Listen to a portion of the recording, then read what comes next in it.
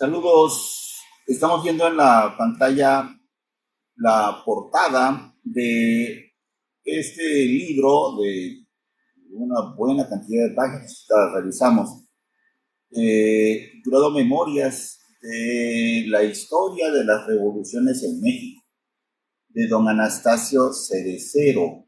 Anastasio Cerecero. Y está fechado en la imprenta del gobierno en Palacio Nacional, en 1869. Apenas 2 años atrás se acaba de fusilar a Maximiliano.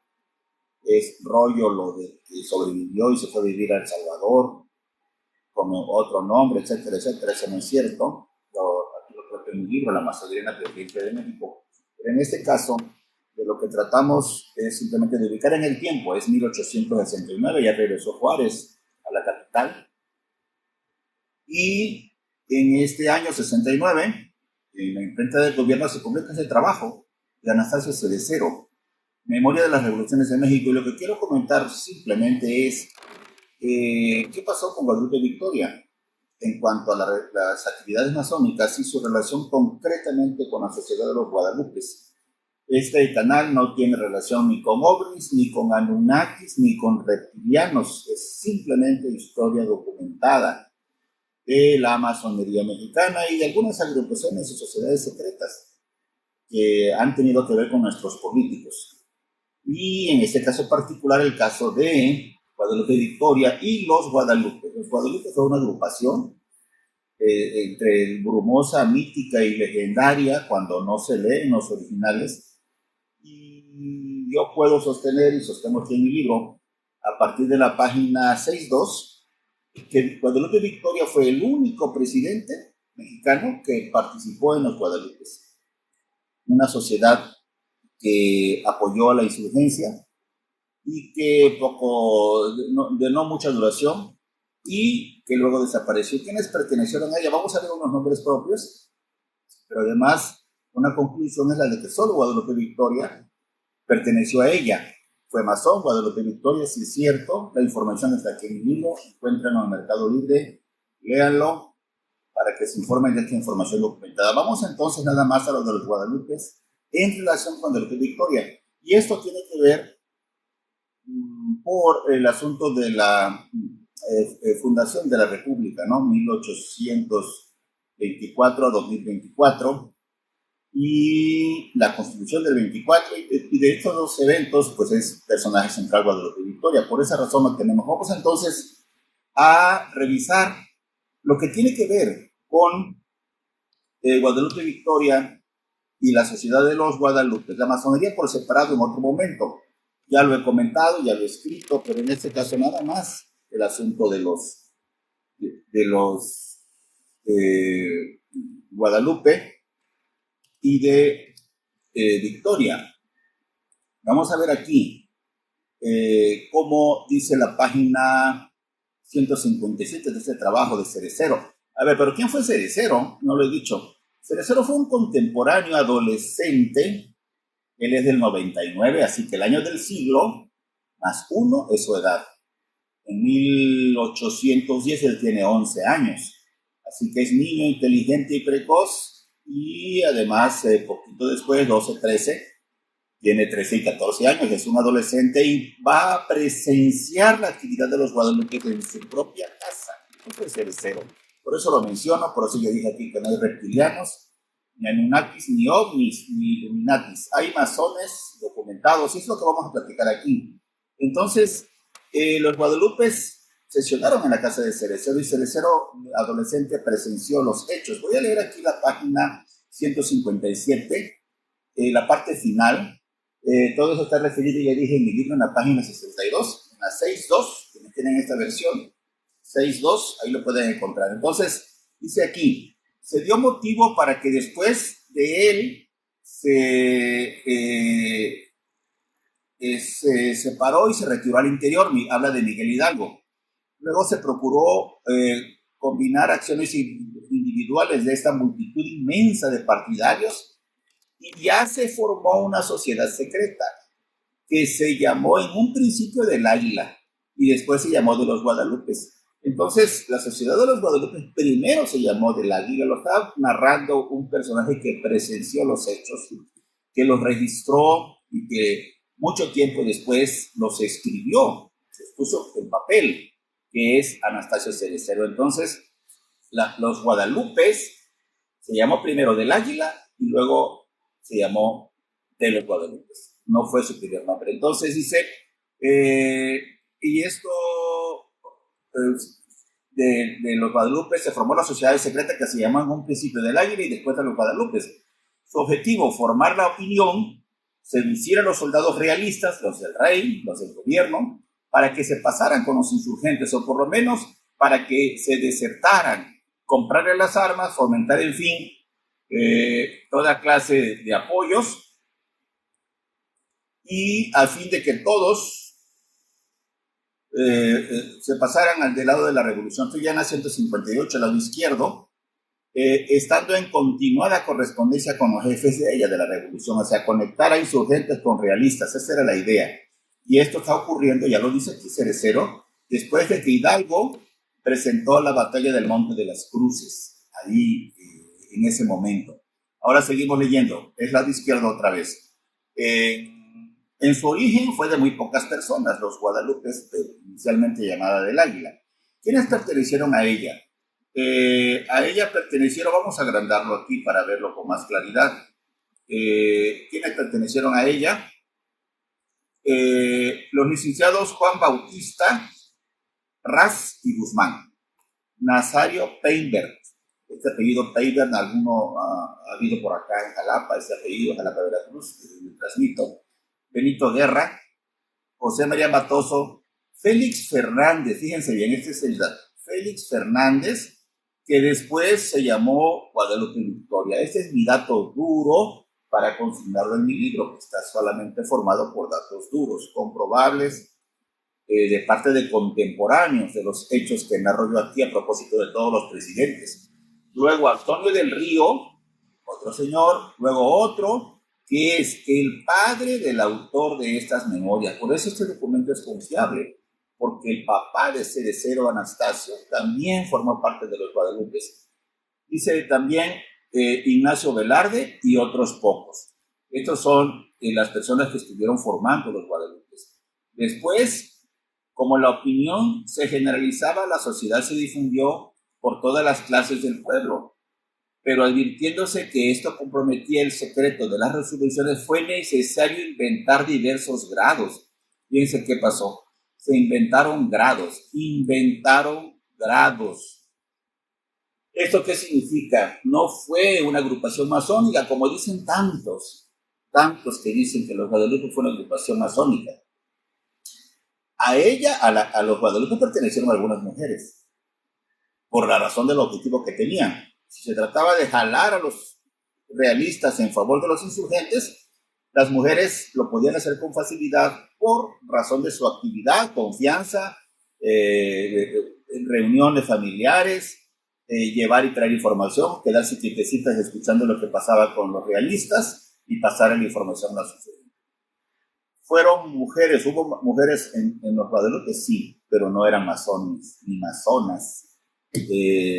Basta leer los originales pues para no inventar cosas. Aquí lo que sí se inventaron fueron grados, y se inventaron grados en virtud de que se complicaba la secrecía de la información que se obtenía, y eso hacía complicado, muy complicado, el estar compartiendo una información. Entonces se inventaron grados a fin de que la dirección estuviese concentrada en un limitado círculo de personas inteligentes, confiándose a las masas solo lo muy necesario para la ejecución. En el año de 21, o sea, 1821, cuando fue general el entusiasmo por la independencia, se dio entrada a personas que antes no la habían tenido. ¿Qué edad tiene Cerecero? El siglo más uno, o sea, 22 años. Ya es un adulto. Los autores que han escrito sin conocimiento de estos detalles de organización de esa sociedad no han podido comprender algunos de los acontecimientos de que he hablado. En honor a esa sociedad es necesario decir que los virreyes y sus agentes, con toda la suspicacia de su policía, y aún muchas veces por simples sospechas y presunciones infundadas, se formaban causas y se imponían penas, aún las más graves.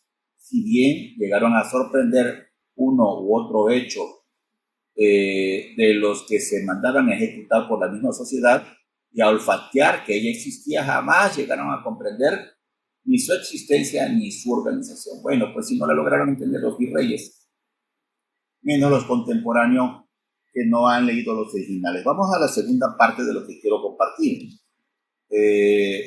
Esto que está aquí es la página 256. Fíjense bien, narra algunas cosas que dice Lucas Alamán. Dice, el autor de estas memorias, o sea, Cerecero, el autor que les estoy presentando aquí, referirá ahora lo que vio y supo en su propia casa y su propia familia.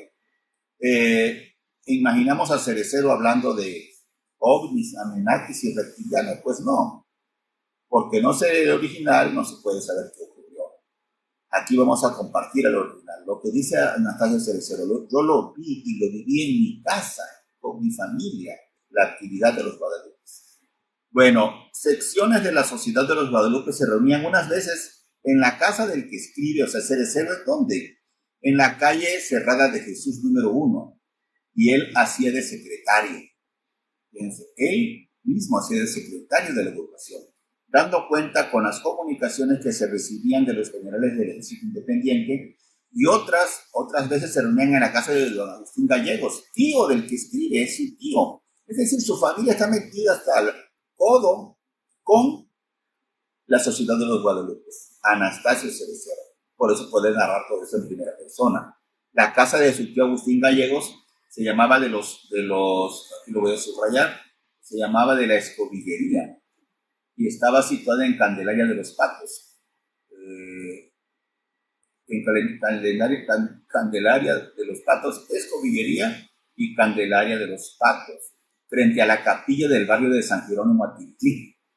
Y contenía esta casa un establecimiento de beneficio de metales, almidonería, carrocería, corral para reña de vacas y otros departamentos. Tenía una gran huerta, y esto hacía que muchas personas relacionadas con la familia que la habitaban la frecuentasen como un lugar de recreo sin que se hiciera notar al gobierno, al virreinal, ni a la severa y astuta policía de aquella época todo lo que ocurría ahí, ¿no? Esto era una garantía para que se pudieran tener en aquel sitio las reuniones de los Guadalupes. Por tal motivo, la familia toda del autor estaba al alcance de cuanto pasaba con Calleja, Manuel Sánchez de Tagle y el licenciado Antonio de Cristo y Conde.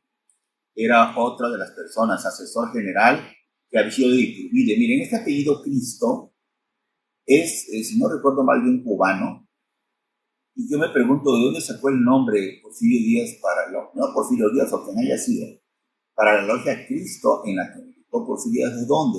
Era el Cristo que conocemos, Jesucristo, cabeza de la Iglesia católica y cristiana, o era el apellido de ese señor Cristo. Ya me lo he preguntado otras veces, por ahí lo he planteado en algún momento. Bueno, aquí vigilaban también a Cristo y Conde, asesor general que había sido de Iturrigaray, el virrey Iturrigaray, que envuelto en la persecución de este fue reducido a prisión que guardó en el cuartel del batallón de comercio.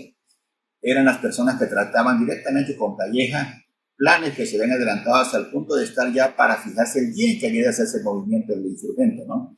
En ese todo de cosas le llegó a Calleja su nombramiento de virrey. Con eso quedaba halagada su ambición y desagrado su antagonista Venegas, con lo que él se dio por satisfecho. Tagle y Cristo, que nada sabían, pasaron a verlo ya siguiente, hablándole como tirán de costumbre, con entusiasmo, sobre sus combinaciones. Calleja los escuchó, el virrey, los escuchó con afabilidad, y cuando vieron acabado les dijo: ¿por qué son ustedes mis amigos? No los mando fusilar. ¿No saben ustedes con quién están hablando? Habla con el virrey de la Nueva España. Anoche he recibido en mis despachos mi nombramiento de virrey. Tagle y Cristo se retiraron inmediatamente a dar parte a la asociación, dirigiéndose a casa de Agustín Gallegos.